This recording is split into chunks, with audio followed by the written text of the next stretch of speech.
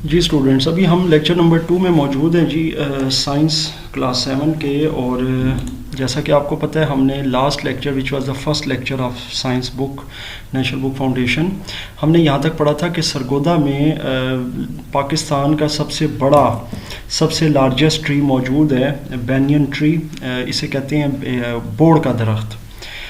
इसके बारे में मैं आपको बता रहा था कि ये 3 से 4 एकड़ पर ये मबनी है। ये एकड़ जो है ना, ये एकड़ वैसे तो ज़ाहिर इंग्लिश का भी वर्ड है, उर्दू में भी ये यूज़ होता है, इसको एकड़ कहते हैं।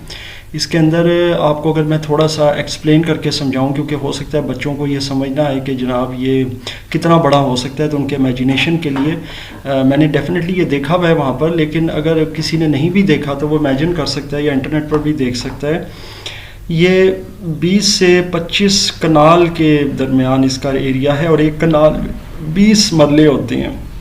यानी आप देख लें, आपका एवरेज घर जहाँ पर आप रहते हैं वो 4 से 5 मरले का होता है, तो 20 मरले अगर लगाए जाएं तो एक कनाल बनता है, और तकरीबन आपके 20 से 25 कनाल हों तो इसका एरिया बनता है। यानी कि इतना बड़ा ये दरख्त है।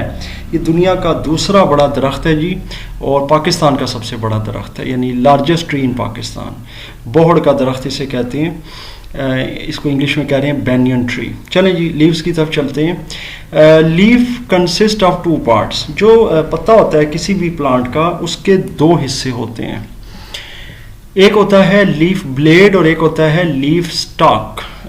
अब इसमें अगर आप इसको थोड़ा सा करीब करके देखें तो आपको ये स्टॉक नज़र आ जाएगा। वैसे मैं एक काम करता हूँ, लीफ ऑफ प्लांट, ये मैं इंटरनेट से आपको दिखा देता हूँ, it would be much more easy. ये देखें, अब आपको ये जो इसके अंदर ये रगें नज़र आ रही हैं ना, ये स्टॉक्स हैं। ये आपको यहाँ पर भी नज़र आ रहा होगा, अगर आप इसको यहाँ से देख लें तो मज़ीद बेहतर हो जाएगा। ये देखें, तो ये जो इसके ऊपर आपको ये रगें नज़र आ रही हैं, ये स्टॉक्स हैं।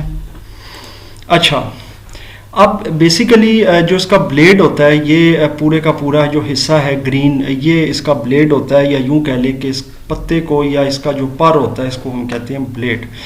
The flat green portion of a leaf is called leaf blade, ये अभी मैंने बता दिया। And each leaf has a central mid rib, और ये सेंटर में इसके ये मिड रिब होता है।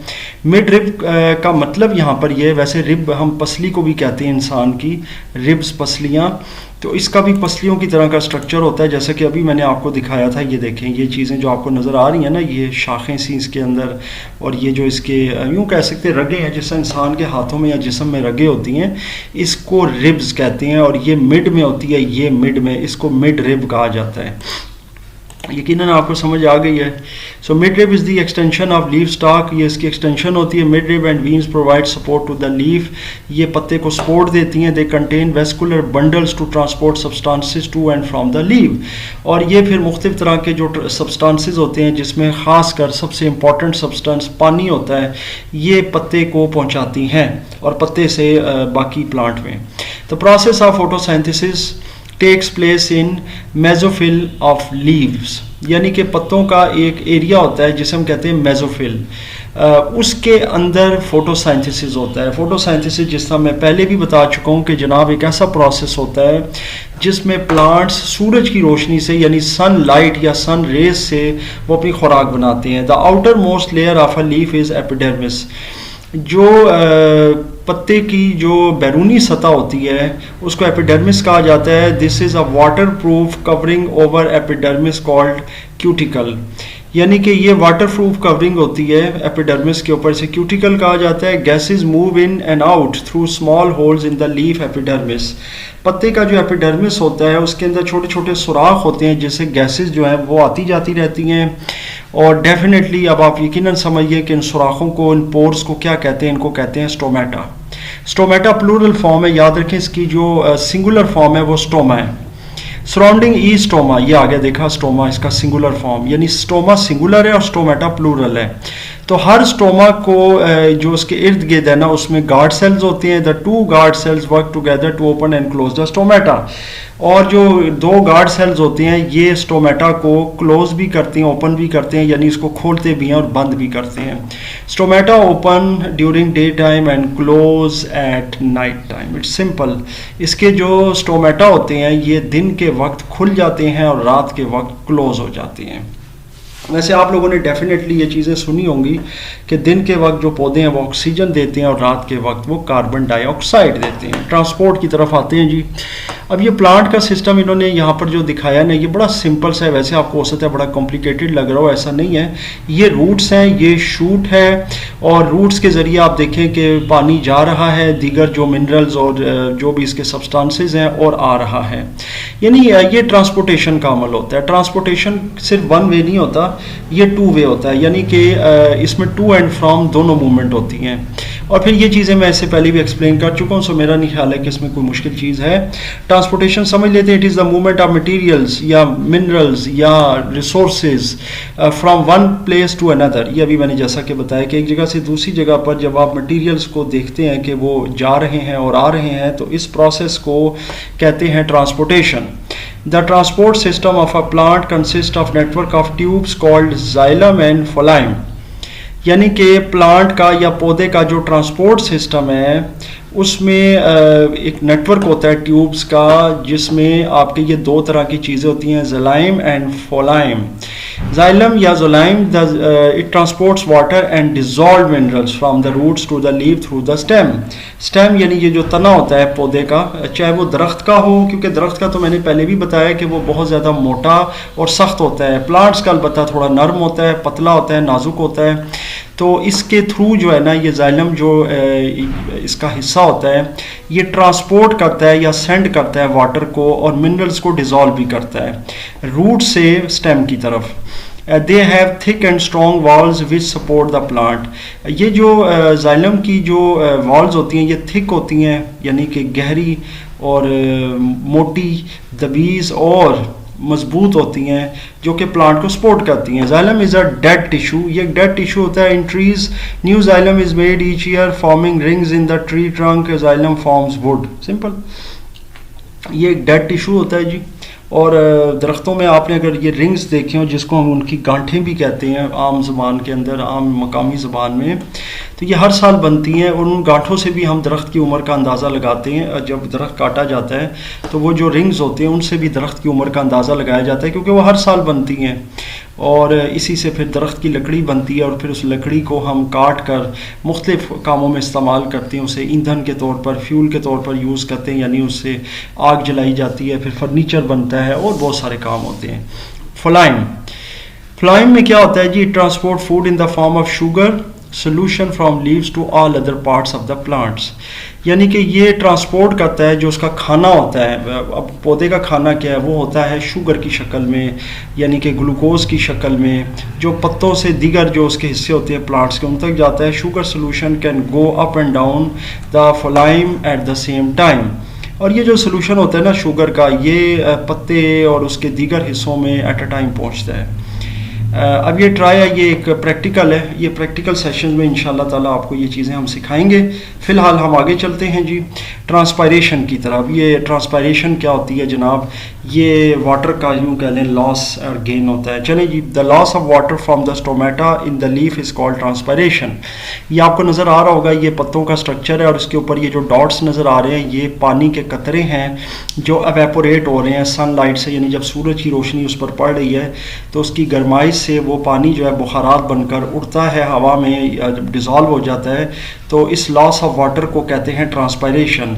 As the water evaporates from the leaf more is pulled up through the xylem to replace the main force which draws water up to the plant is called transpiration pull. Simple.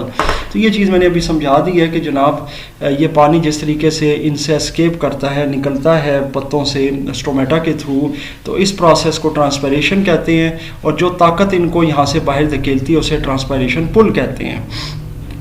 Plant systems का अगला जो हम जाते हैं page में, ये अगला page है जनाब इसका, पेज नंबर 10। चलें जी, इसमें है when water loss is more than the water intake. यानी कि अगर लेट सपोज जो पानी इनका ज़ाहिर है ट्रांसपायर हो रहा होता है, यानी जो ट्रांसपायरेशन हो रही होती है वो इसकी इनटेक या गेन से ज़्यादा हो जाए। जैसा आम इंसान में होता है कि आप पानी कम पी रहे हैं और आपका पानी ज़्यादा लॉस हो रहा है, पसीना ज़्यादा आ रहा है गर्मी में, और लेकिन आप पानी कम पी रहे हैं तो आपको डिहाइड्रेशन हो जाती है, पानी की कमी। इसी तरह पौधों के अंदर भी ऐसे होता है होता है कि अगर उनका पानी जो है वो ट्रांसपायरेशन के थ्रू बहुत ज़्यादा वेपोरेट हो रहा है, लेकिन उनको पानी आप नहीं दे रहे गमलों में, ज़ाहिर है वो खुश्क हैं काफ़ी दिन से, सो इट विल विल्ट।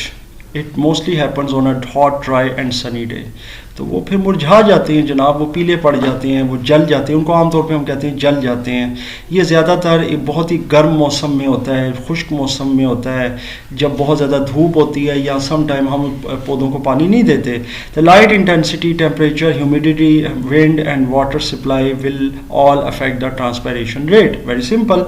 अब ये जो ट्रांसपायरेशन का रेट है या जो इसकी तेज़ी है या इसका जो होने का एक पूरा ज़रा अमल होता है, ये अफेक्ट करता है एक तो लाइट इंटेंसिटी से कि लाइट की शिद्दत क्या है, टेम्परेचर यानी कि दर्जा हरारत क्या है, ह्यूमिडिटी यानी कि हब्स कितना है, यानी हवा के अंदर कितना पानी का जो है ना वो रेशो है, कितनी नमी है, हवा की क्या रफ्तार है, हवा का क्या मामला है, हवा गर्म है, हवा ठंडी है, हवा जो है वो मतलब मॉइस्ट है, किस तरह की है, और वाटर सप्लाई क्या है, यानी पानी कितना दिया जा रहा है। चलें जी, इसके बाद ट्राइट आउट एक्टिविटी के बाद आगे चलते हैं, क्योंकि ये प्रैक्टिकल्स हैं, हम अब ज़ाहिर है कि अकेडमी में और अपनी लैब में ये परफॉर्म करते रहते हैं। इसके लेक्चर्स भी इंशाल्लाह हमारे चैनल पे अपलोड हो जाएंगे। फोटोसाइंथेसिस की तरफ चलते हैं कि ये क्या है। Leaves and other parts of the plants are green because of chlorophyll. ये जो पत्ते होते हैं और प्लांट के दूसरे हिस्से होते हैं ये हरे होते हैं, यानी कि ग्रीन कलर के होते हैं। क्यों होते हैं जनाब? ये इसलिए होते हैं कि इनमें क्लोरोफिल एक केमिकल होता है जनाब, यानी कि ये क्लोरोफिल की वजह से होते हैं। It is a green pigment that absorb light energy and it is present in chloroplast of the plant cell. तो ये एक हरे रंग का एक ऐसा पिगमेंट या सब्सटेंस होता है कि जो लाइट एनर्जी यानी कि जो सूरज की रोशनी की जो ताकत है उसको एब्जॉर्ब करता है, और ये प्लांट के जो सेल्स होते हैं, जो उसके खुलिये होते हैं, उनके क्लोरोप्लास्ट में मौजूद होता है। It enables a plant to make its own food. इसी के ज़रिए जो प्लांट या पौधा होता है ये अपना खाना बनाता है by the process of photosynthesis, जो मैंने अभी बताया है कि इस प्रोसेस को, इस अमल को फोटोसाइंथेसिस कहते हैं। During photosynthesis plants use light energy. Photosynthesis करने के दौरान जो प्लांट्स होते हैं यानी पौधे, ये जनाब सूरज की रोशनी या उसकी जो एनर्जी है उसको यूज़ करते हैं, इस्तेमाल करते हैं from the sun. Carbon dioxide, इसके अलावा कार्बन डाइऑक्साइड गैस इस्तेमाल करते हैं जो हवा में होती है, और पानी and water from the soil, जो हम ज़ाहिर है कि उसको देते हैं जो ज़मीन में होता है, to make glucose and oxygen. ये आप देख सकते हैं यहाँ पर एक ये रिएक्शन दिया हुआ है, ये आपको एक इक्वेशन नज़र आ रही होगी, ये एक रिएक्शन है। रिएक्शन आप कह सकते हैं कि एक इक्वेशन है। इसमें क्योंकि ज़ाहिर है जो स्टूडेंट्स अब 7th क्लास में पहुँचे उनके लिए कुछ चीज़ें नहीं हैं, वैसे तो 9th 10th के जो बच्चे होते हैं उन्हें इस तरह के रिएक्शंस का पता होता है, केमिस्ट्री में तो उनका बहुत वास्ता पड़ता है इन चीज़ों से। बहरहाल अब मामला ये कि इसको मैं समझा देता हूँ आपको, क्योंकि ये मैं अगेन कह रहा हूँ कि 7th क्लास के बच्चों के लिए डेफिनेटली एक नई चीज़ है। इसमें सबसे पहले कार्बन डाइऑक्साइड है, फिर आगे जमा का निशान है प्लस का, उसके बाद है वाटर। इसका मतलब ये होता है कि जनाब कार्बन डाइऑक्साइड पानी के साथ, क्योंकि पानी ज़ाहिर पौधा ले रहा है जो हम उसे दे रहे हैं, चाहे वो गमले में डाल रहे हैं, चाहे वो किसी खेत या गार्डन या किसी बाग में हम दे रहे हैं उसको पानी, किसी भी तरह से, चाहे बारिश से पानी आ रहा है, चाहे हम उसको आर्टिफिशियल तरीके से पानी दे रहे हैं, पानी बुनियादी तौर पे पौधे की ज़रूरत है। और उसके साथ कार्बन डाइऑक्साइड, जब वो दोनों चीज़ें इनटेक कर रहे हैं, और ये जो आपको तीर का निशान नज़र आ रहा है इसके ऊपर सनलाइट है और नीचे क्लोरोफिल है, इसका मतलब ये है कि ये उसके रिएक्शन में मदद फराहम कर रहे हैं। ठीक है, अब क्या चीज़ मदद फराहम करी? एक तो सूरज की रोशनी। अब ज़ाहिर है पौधे के लिए सूरज की रोशनी बहुत अहम है, इसके बगैर पौधा कुछ भी नहीं कर सकता, तो सनलाइट इज़ इम्पॉर्टेंट। और साथ में है क्लोरोफिल। क्लोरोफिल मैंने अभी बताया कि ये केमिकल है जो पौधे के अंदर पाया जाता है। तो ये दोनों चीज़ें मिलकर और ये दोनों चीज़ें लेकर क्या बना रही हैं? ग्लूकोज।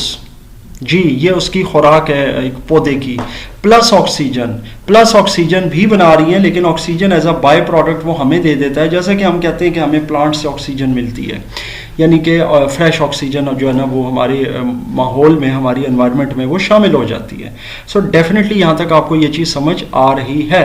अब हम आगे चलते हैं कार्बन डाइऑक्साइड की तरफ कि ये एंटर कैसे करती है। ये एंटर करती है पत्ते में थ्रू स्टोमेटा। स्टोमेटा मैंने अभी बता दिया आपको कि ये जो पत्ता होता है ना, ये इसके ऊपर का हिस्सा ये स्टोमेटा होता है जी, जहाँ से ये सारा काम कर रहा होता है। तो स्टोमेटा के थ्रू ये एंटर होती है कार्बन डाइऑक्साइड, और ये आपको पता है कार्बन डाइऑक्साइड हर तरफ मौजूद है, यानी ये हवा में, ये देखें या डायग्राम में भी दिया हुआ है, कार्बन डाइऑक्साइड फ्रॉम एयर।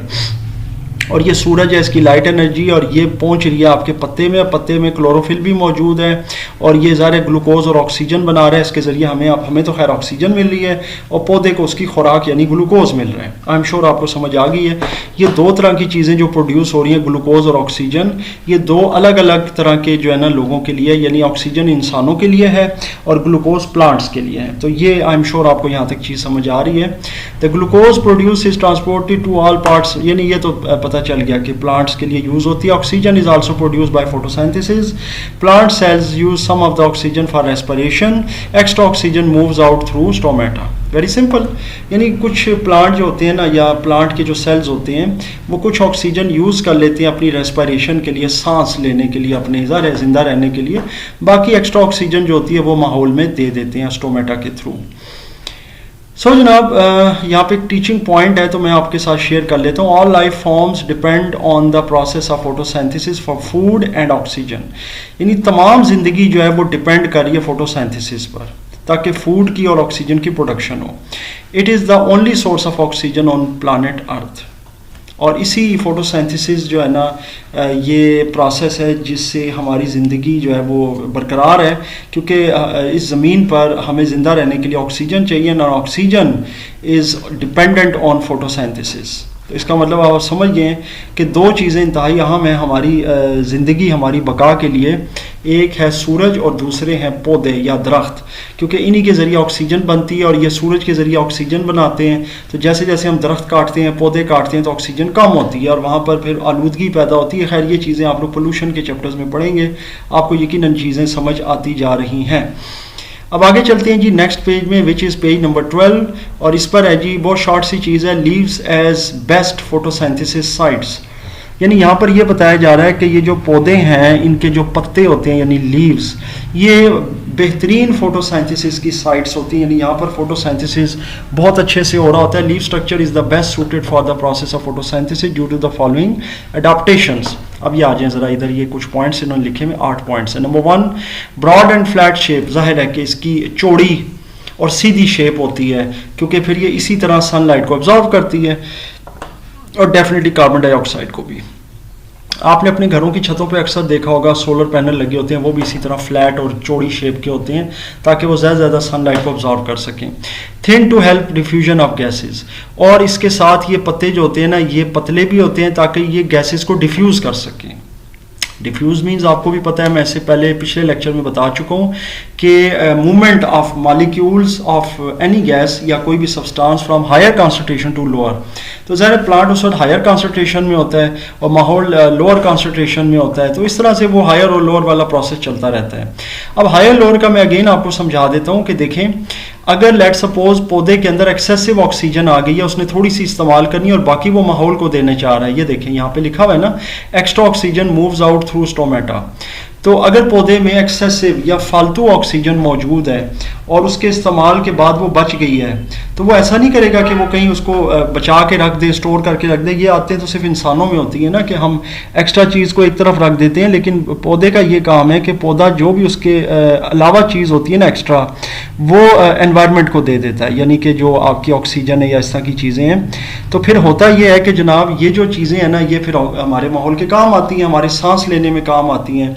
तो पौधा उस वक्त हायर कॉन्सेंट्रेशन में होता है, एनवायरनमेंट लोअर कॉन्सेंट्रेशन में होती है, तो फिर वो ऑक्सीजन जो है पौधे से एनवायरनमेंट में या आपकी जो आपकी पूरा माहौल है, एयर है, इसमें मूव कर जाती है। तीसरा है large air spaces for easy movement of gases, और इसमें जाहिर है कि एयर स्पेस बहुत ज़्यादा होती है ताकि आसानी के साथ गैसेस मूव कर सके। चौथा है लार्ज नंबर ऑफ स्टोमेटा। ये तो खैर आसान है कि इसके ऊपर बहुत ज़्यादा पोर्स या होल्स होते हैं स्टोमेटा, ताकि गैसेस आसानी के साथ एक्सचेंज हो सकें और ज़्यादा मिकदार में। नेटवर्क ऑफ वीन्स, ये वही है, रगें होती हैं इसके ऊपर बहुत सारी, जो मैंने अभी आपको दिखाई थी। ट्रांसपेरेंट एपिडर्मिस है, क्योंकि जाहिर है ट्रांसपेरेंट होगा एपिडर्मिस तो तभी लाइट उसमें एंटर करेगी। अगर वो इस तरह का होगा कि जो ट्रांसपेरेंट नहीं होगा, और फिर उसमें यह होगा कि उसमें लाइट एंटर नहीं कर सकती, क्योंकि लाइट हमेशा ट्रांसपेरेंट या यूं कह सकते हैं कि ऐसी जगह से वो एंटर करती है कि जिससे वो आसानी के साथ गो थ्रू हो सके। जैसे शीशा है, अब आपने अपने घरों में जहाँ शीशे लगाए होते हैं उसमें से लाइट होकर आ जाती है, जबकि ओपैक ऑब्जेक्ट्स होते हैं जैसे दीवारें हैं, तो उसमें से लाइट होकर नहीं आ सकती आप तरफ। यानी अगर आप किसी ऐसे कमरे में बैठे हैं जहाँ हर तरफ दीवारें हैं तो सूरज की रोशनी अंदर नहीं आएगी। वेयर एज उसमें अगर एक दो खिड़कियाँ हैं और ऐसी जगह है जहाँ से ज़ाहिर सनलाइट आ सकती है तो ट्रांसपेरेंट उसको कहते हैं। इसी तरीके से waxy cuticle to slow water loss, यानी वैक्सी का मतलब ये होता है कि वो एक चिपचिपा सा एक सब्सटेंस होता है जो कि पानी के लॉस को थोड़ा स्लो कर देता है, वाटर को वो रोक लेता है। Large number of chloroplast in photosynthesis cell, chloroplast आपको पता है वो जगह है, वो चीज़ है जहाँ पर क्लोरोफिल होता है which is a green pigment जो कि इन्वॉल्व होता है एक तो पत्तों का जो ये पौधों का रंग होता है ग्रीन उसके लिए और साथ फोटोसिंथेसिस के लिए, तो उसमें लार्ज नंबर ऑफ क्लोरोप्लास्ट होते हैं। मिनरल्स फॉर प्लांट ग्रोथ, अब मिनरल्स की तरफ आ जाते हैं कि मिनरल्स इसको किस तरह के चाहिए होते हैं और ज़ाहिर इसकी ग्रोथ के लिए क्यों इतने इंपॉर्टेंट हैं। चलते हैं जी, अब इसको देख लेते हैं। Do you like to grow plants? Growing healthy plants is not always easy. अच्छा, अब ये जो एक्टिविटी अगेन मैं कह रहा हूँ कि ये प्रैक्टिकल है, हम अपनी एकेडमी में ये परफॉर्म करते रहते हैं, इसके वीडियोस आप तक आते रहेंगे। मेरे टिकटॉक चैनल पर भी आ जाते हैं, यूट्यूब चैनल पर भी आ जाते हैं, so that's not a big deal. तो हम ज़ाहिर है कि इसमें सिर्फ और सिर्फ जो है ना वो थ्योरेटिकल पढ़ें।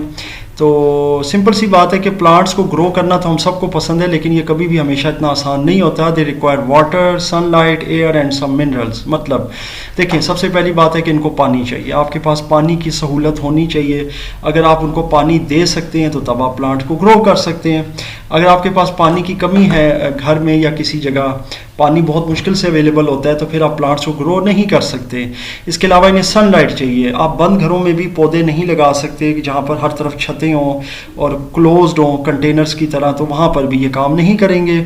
हवा होनी चाहिए, एयर होनी चाहिए। अगर कहीं बिल्कुल बंद कोई जगह है जहाँ पर हवा का गुजर बहुत कम होता है, वहाँ पर हब्स हो जाती है, इस तरह के मामलात हो जाते हैं, वहाँ पर भी पौधे अच्छे से सर्वाइव नहीं कर सकेंगे। And some minerals as well. Minerals का मतलब है कि उसके लिए खाद चाहिए, अच्छी मिट्टी चाहिए, अच्छी उसके लिए ज़्यादा एनवायरनमेंट चाहिए। Plants need nitrates to make protein which help to form new cells and tissue। सिंपल सी बात है, प्लांट्स को नाइट्रेट्स चाहिए होते हैं जिससे वो प्रोटीन बनाते हैं। जैसे इंसानों में प्रोटीन होती है, चर्बी होती है, जिससे हमारा गोश्त बिल्डअप होता है, मसल्स बनते हैं। तो इससे ये जो प्लांट्स होते हैं ये नए सेल और टिश्यूज़ बनाते हैं। इंसान में भी न्यू सेल और टिश्यू उसी से बनते हैं जिससे मसल्स फॉर्म होते हैं, ऑर्गन्स मजबूत होते हैं। For photosynthesis they need magnesium to make chlorophyll. तो फोटोसाइंथेसिस के प्रोसेस के लिए जो प्लांट होता है उससे अपना क्लोरोफिल बनाने के लिए मैग्नीशियम की ज़रूरत होती है। मैग्नीशियम Mg जो कि 12 नंबर पर आता है पीरियोडिक टेबल में। ये खैर पीरियोडिक टेबल अभी शायद आप लोगों का नहीं आएगा, बहरहाल ये मैंने आपको वैसे बता दिया। एक्टिविटी के बाद हम चलते हैं लास्ट रेस्पिरेशन की तरफ, उसके बाद ये आपका चैप्टर इंशाल्लाह ताला आगे ख़त्म हो जाएगा। रेस्पिरेशन क्या चीज़ है? रेस्पिरेशन अभी बताया, सांस लेने को कहते हैं नॉर्मली। तो प्लांट किस तरह सांस लेते हैं देखें। Living things get energy from their food by the process called cellular respiration. जितनी भी जिंदा चीज़ें हैं, लिविंग थिंग्स हैं, यहाँ पे सिर्फ प्लांट्स नहीं बताए गए, तमाम जिंदा चीज़ें जिसमें इंसान भी हैं, जानवर भी हैं, तो और ज़ाहिर प्लांट्स भी हैं। तो ये एनर्जी लेती हैं कहाँ से? अपने खाने से। और उनका प्रोसेस क्या होता है? सेलुलर रेस्पिरेशन, यानी उनके जो खुलियों के अंदर रेस्पिरेशन होती है। In plants cells glucose reacts with oxygen to form carbon dioxide. ये जो सेल्स की इनकी ग्लूकोज होती है प्लांट्स के अंदर, ये रिएक्ट करती है ऑक्सीजन के साथ और उससे कार्बन डाइऑक्साइड बनती है। खैर ये प्रोसेस हम पहले पढ़ चुके हैं अभी। वाटर बनता है, एनर्जी निकलती है इससे। Carbon dioxide and water are the waste product. जाहिर है इस तमाम प्रोसेस में कार्बन डाइऑक्साइड और वाटर जो है ना, यानी कि CO2 और H2O, ये दो चीज़ें ऐसी हैं जो वेस्ट प्रोडक्ट हैं। वेस्ट मतलब ये है कि ये प्लांट ज़्यादातर एक्सपेल कर देता है। This process mainly takes place in the mitochondria. ये आप देख सकते हैं माइटोकॉन्ड्रिया में ये प्रोसेस होता है, ग्लूकोज और ऑक्सीजन इनको मिलाकर और कार्बन डाइऑक्साइड फिर वाटर एनर्जी। ये बहुत आसान सी चीज़ है, अब आपको यकीनन ये रिएक्शन और इसका ये जो फॉरवर्ड एक्शन है, ये जो आपको तीर नज़र आ रहा है, ये बताता है कि ये राइट साइड पे यानी लेफ्ट से राइट की तरफ मूव कर रहा है। याद रखिएगा स्टूडेंट्स, ये जो तीर होता है ना, एरो, इसकी जो शक्ल होती है, इसका जो पॉइंट होता है, अगर ये इस तरफ पॉइंट कर रहा है तो उसका मतलब ये लेफ्ट से राइट की तरफ जा रहा है। अगर इसका मुंह इस तरफ होता है तो ये राइट से लेफ्ट की तरफ हो रहा होता है। इसका मतलब है कि ये चीज़ें काम करके ये चीज़ें प्रोड्यूस कर रही हैं, लेकिन ऐसा नहीं है। ये दोनों चीज़ें काम करके रिएक्ट करके ये प्रोडक्शन कर रही हैं, यानी कार्बन डाइऑक्साइड, वाटर और energy. Plant cells respire all the time. Simple, plant के जो सेल्स होते हैं वो ऑल द टाइम रेस्पिरेशन करते हैं। जैसा इंसान है, इंसान आपको पता है हर वक्त सांस लेता है। अभी मैं आपको पढ़ा रहा हूँ, मैं लेक्चर रिकॉर्ड कर रहा हूँ, मैं इवन रात को सो रहा हूँ, मैं हर वक्त सांस ले रहा हूँ, मेरा दिल हर वक्त धड़क रहा है। कोई भी ऐसा वक्त नहीं है जब इंसान का सांस या दिल का धड़कना बंद हो जाए, क्योंकि अगर ये प्रोसेस प्रोसेस किसी टाइम हो जाए तो फिर इंसान की डेथ वाक़या हो जाती है। प्लांट्स का भी यही मामला है। So they need continuous supply of oxygen. बिल्कुल इंसानों की तरह प्लांट्स को भी हर वक्त एक मुसलसल ऑक्सीजन की सप्लाई चाहिए। ड्यूरिंग डे टाइम, दिन के वक्त, they make more oxygen by photosynthesis, so extra oxygen goes into air.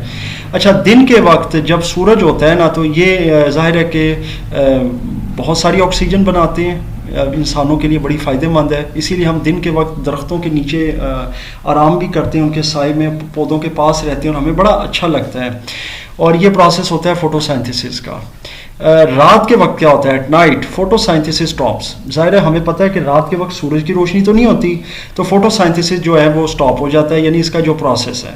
अब देखिए अल्लाह ताला ने कैसा सिस्टम रखा हुआ है पौधों में कि अब रात के वक्त तो ज़ाहिर है फोटोसिंथेसिस नहीं हो रहा, सूरज की रोशनी नहीं है, तो क्या आप समझते हैं कि प्लांट्स मर जाते हैं या वो रेस्पायर नहीं करते? ऐसा नहीं है। प्लांट्स क्या करते हैं कि ये ऑक्सीजन फिर टेक इन करते हैं जो इन्होंने बनाई होती है, जो ऑलरेडी एनवायरनमेंट में मौजूद होती है, and give out carbon dioxide like animals. Simple. और फिर जानवरों की तरह क्या करते हैं कि कार्बन डाइऑक्साइड जो है ना, या इंसानों की तरह वो बाहर देते हैं। अब आप कहेंगे ये बड़ा अजीब सा आपको ये वाला जुमला मिला होगा, लाइक एनिमल्स। ये मैंने इसको इसीलिए कर दिया है ज़रा highlight. And give out carbon dioxide like animals. ये एनिमल जो है ना स्टूडेंट्स, याद रखिएगा, इसमें ह्यूमंस भी आ जाते हैं। यहाँ पे मैं लिख देता हूँ, ये बहुत इंटरेस्टिंग चीज़ है ये आपके लिए, क्योंकि नई बात होगी, क्योंकि अभी आप 7th क्लास में, अभी आप 9th और 10th भी नहीं गए, तो वहाँ पे ज़ाहिर है बहुत एडवांस फिर आप केमिस्ट्री और बायो और फिज़िक्स में पढ़ रहे होते हैं इसके बारे में। बुनियादी तौर पे एनिमल्स में इंसान भी आ जाते हैं और एनिमल्स दोनों आ जाते हैं। और ये याद रखिएगा कि हम इंसान जब सांस लेते हैं तो हम ऑक्सीजन इनटेक करते हैं। ये हमें भी पता है, आपको भी पता है, और आप अक्सर इसके बारे में सुनते भी रहते हैं कि हम ऑक्सीजन पर जिंदा हैं। तो क्या आपने कभी सोचा है कि जब आप सांस बाहर निकालते हैं तो आप क्या निकालते हैं? कौन सी गैस आप एक्सपेल करते हैं या खारिज करते हैं? वो होती है कार्बन डाइऑक्साइड। तो प्लांट्स भी बिल्कुल रात के वक्त ऐसे ही करते हैं कि ये ऑक्सीजन इनटेक करते हैं और हम लोगों की तरह, यानी इंसानों और जानवरों की तरह, ये कार्बन डाइऑक्साइड गैस बाहर निकालते हैं। तो ये प्लांट्स का बेसिकली दो तरह का रवैया है, सुबह का या दिन का कह लें और रात का, दो तरह के डिफरेंट। दिन के वक्त ये क्या करते हैं? ये कार्बन डाइऑक्साइड इनटेक करते हैं और ऑक्सीजन को एक्सपेल करते हैं। रात के वक्त ऑक्सीजन को इनटेक करते हैं और कार्बन डाइऑक्साइड को बाहर खारिज करते हैं। ये याद रखिएगा, इट्स इंटरेस्टिंग। इंसानों का तो खैर ऐसा नहीं, इंसान तो सुबह रात एनी टाइम जो है ना वो ऑक्सीजन ही इनटेक करते हैं और कार्बन डाइऑक्साइड ही आउट करते हैं। कंपैरिजन कर लेते हैं जी between respiration and photosynthesis. Important है और ये आपके एग्जाम पॉइंट ऑफ व्यू से भी आ सकता है सवाल कि बताएं जी रेस्पिरेशन और फोटोसिंथेसिस में क्या फ़र्क है। अभी हमने समझ भी लिया है, मज़ीद इसका कंपैरिजन देख लेते हैं। ये देखें, ये दोनों कॉलम है, एक कॉलम है रेस्पिरेशन का और एक है फोटोसिंथेसिस का। इसके 6 पॉइंट इन्होंने दिए हुए हैं। पहला पॉइंट होता है ऑकर्स इन। ये कहाँ होता है? रेस्पिरेशन जो होता है ये तमाम चीज़ों में होता है, तमाम जिंदा चीज़ों में, इसमें इंसान, जानवर, पौधे सब शामिल हैं। वेयर एज फोटोसिंथेसिस सिर्फ और सिर्फ प्लांट्स में होता है, only green parts of plants, not in humans और एनिमल्स। व्हेन इट ऑकर्स, ये कब होता है? रेस्पिरेशन ऑल द टाइम होता है, चाहे ये जानवर हो, इंसान हो या पौधे हो, ऑल द टाइम। क्योंकि देखें, अगर ये किसी वक्त स्टॉप करेगा ना तो इट्स मीन डेथ।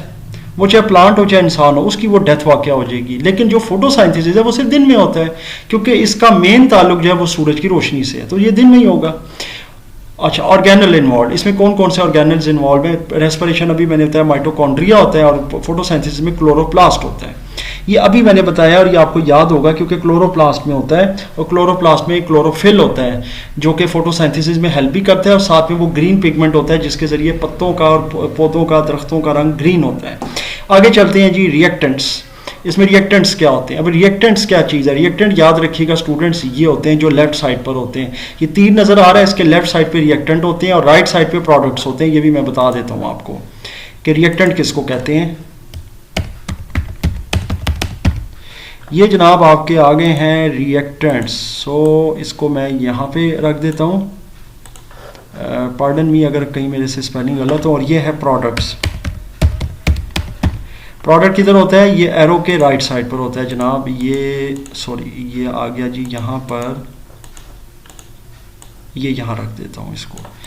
तो ये एरो के राइट साइड पर जो भी चीज़ होगी, चाहे कार्बन डाइऑक्साइड है, वाटर, एनर्जी है, कोई भी चीज़ आएगी एरो के राइट साइड पर वो प्रोडक्ट होगी, और एरो के लेफ्ट साइड पर जितनी भी चीज़ें होंगी 1 2 3 4 5 10 वो सारी रिएक्टेंट्स हैं। सो जनाब आगे चलते हैं, देखते हैं। तो रिएक्टेंट्स अब रेस्पिरेशन में क्या है, ग्लूकोज एंड ऑक्सीजन, ये देख लें, अभी करवाया था आपको मैंने, सॉरी ये है ग्लूकोज एंड ऑक्सीजन, ये रिएक्टेंट है, ठीक है जी, रेस्पिरेशन में। और ज़ाहिर है फोटोसिंथेसिस में क्या है, ग्लूकोज एंड ऑक्सीजन, ये वहाँ पे भी वही था, sorry carbon dioxide and water, मैं थोड़ा नीचे चला गया था, कार्बन डाइऑक्साइड एंड वाटर ये फोटोसिंथेसिस में होता है। ये मैं आपको ऊपर ले जाता हूँ, अभी करवाया था तो वो भी आपको समझा देता हूँ। ये यहाँ पर है जी, ये देखें कार्बन डाइऑक्साइड और वाटर, ये इसका रिएक्टेंट है, और आई एम श्योर आपको अब समझ आ गई है। और इस एरो के राइट साइड पर इसके प्रोडक्ट्स हैं ग्लूकोज एंड ऑक्सीजन, ये अभी आप इधर देख भी लीजिएगा, प्रोडक्ट आ गए इसके, देखें ग्लूकोज एंड ऑक्सीजन फोटोसिंथेसिस में आ गया, और इसका कार्बन डाइऑक्साइड और वाटर। अब यकीनन आपको रिएक्टेंट और प्रोडक्ट अच्छे से समझ आ गए, इसमें यकीनन आपको रट्टा नहीं लगाना पड़ेगा, आसान हो गया।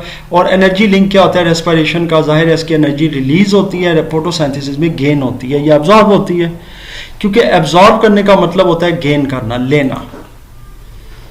ये आपके सामने जो है ना gaseous exchange of plants during day and night, ये डे एंड नाइट दोनों का आ गया। इस तरफ लेफ्ट साइड पे आपको डे नज़र आ रहा है, यहाँ सूरज, और नाइट पे आपको ये चांद नज़र आ रहा है, तो ये नाइट वाला एक्शन है। सिंपल सी चीज़ है, फोटोसिंथेसिस के दौरान कार्बन डाइऑक्साइड और ऑक्सीजन जो है ना, ये आपको भी पता है क्या कर रही होती है, इनटेक, और ये ऑक्सीजन आउट हो रही है। Whereas during respiration oxygen आ रही है और कार्बन डाइऑक्साइड जा रही है, लेकिन नाइट में ये प्रोसेस जो है नहीं होता, फोटोसिंथेसिस तो होता ही नहीं है। तो रेस्पिरेशन में ये काम ऐसे हो जाता है कि कार्बन डाइऑक्साइड वो जो है वो दे रहा होता है ऑब्वियसली, और ऑक्सीजन ले रहा होता है। तो ये आसान है जी, ये बिल्कुल वो एनिमल्स वाला बिहेवियर होता है, अभी मैंने जैसा कि बताया था। तो ये जनाब इसका था चैप्टर नंबर 1। अल्हम्दुलिल्लाह हमारा ये चैप्टर नंबर 1 लेक्चर नंबर 2 में कंप्लीट हो गया जी। इसके आगे अब की पॉइंट्स हैं, इसके कुछ MCQs हैं, ये आपने खुद करने हैं, क्योंकि मैंने डेफिनेटली आपको चैप्टर करवा दिया है। शॉर्ट क्वेश्चंस भी आपने खुद करने हैं, क्योंकि मैं ज़ाहिर है कि इसके नोट्स तो बिल्कुल प्रोवाइड नहीं करता हूँ। अलबत्ता ये ज़रूर है कि अगर किसी स्टूडेंट को ना समझ आए तो वो मुझसे पूछ सकता है। वैसे मुझे नहीं लगता कि आपको हेल्प की ज़रूरत पड़ेगी, क्योंकि अगर आपने ये लेक्चर्स अच्छे से समझ लिए हैं तो आप ये तमाम आंसर्स बना सकते हैं। डेफिनेटली आपके पास इंटरनेट की, चैट GPT की भी ऑप्शन है, आप वहाँ से हेल्प ले सकते हैं। क्योंकि इससे मैं इसलिए मना नहीं करता कि डेफिनेटली अगर मैं मना कर भी दूंगा तो हो सकता है बहुत से स्टूडेंट्स उसको अडॉप्ट कर लें, और मुझे पता भी तो नहीं है कि उन्होंने वहाँ से भी हेल्प ली है। तो हेल्प लेने में कोई मसला नहीं है। ताहम यह कि आपने अगर ये दोनों लेक्चर्स अच्छे से लिए हैं तो आप इसको बासानी जो है ना इन तमाम क्वेश्चंस के जवाब दे सकते हैं। सो जनाब ये था हमारा सेकंड लेक्चर और पहला चैप्टर। इसमें कोई भी क्वेश्चन या कन्फ्यूजन हो तो मुझसे ज़रूर शेयर कीजिएगा, इंशाअल्लाह ताला मैं आपका जवाब देने की पूरी कोशिश करूँगा।